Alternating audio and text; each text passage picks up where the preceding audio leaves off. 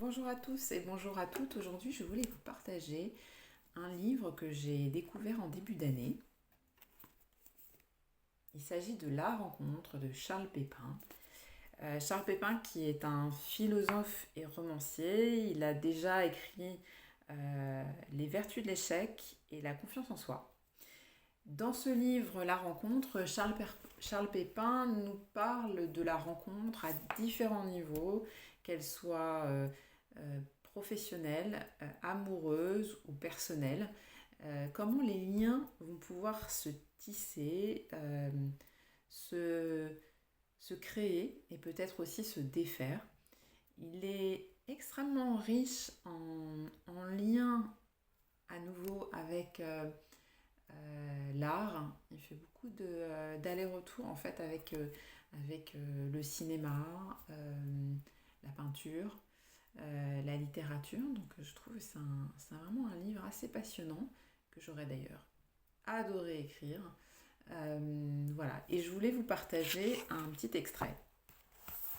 Donc cet extrait s'appelle Tomber le masque, la puissance de la vulnérabilité. Nous nous croisions depuis des années sans faire attention l'un à l'autre. Nous avions des amis communs, fréquentions le même lycée ou entretenions depuis longtemps de bonnes relations professionnelles. Et puis un jour, nous sommes devenus amis. Que s'est-il passé? Qu'est-ce qui a changé, rendu la rencontre possible? C'est une des énigmes de celle-ci. Il arrive parfois qu'elle intervienne en un instant précis, après des mois, voire des années de rendez-vous manqués. Pourquoi maintenant? À cet instant particulier? Une des explications possibles est que l'un de nous deux, peut-être les deux, mais quelqu'un doit ouvrir la voie. C'est départi de son meilleur profil, ce visage social, présenté comme une carte de visite, pour se montrer sous un jour moins lisse, plus humain, plus sincère et vulnérable. L'empathie et le partage sont difficiles quand chacun s'accroche à son image et refuse de se dévoiler. Lorsqu'en revanche nous assumons nos doutes ou nos craintes, lorsque nous osons les confier à autrui, cessons de tout calculer, de nous demander comment chaque mot sera perçu, alors un espace s'ouvre et la rencontre devient possible. Le mot personne vient du latin persona, qui renvoie au masque de théâtre.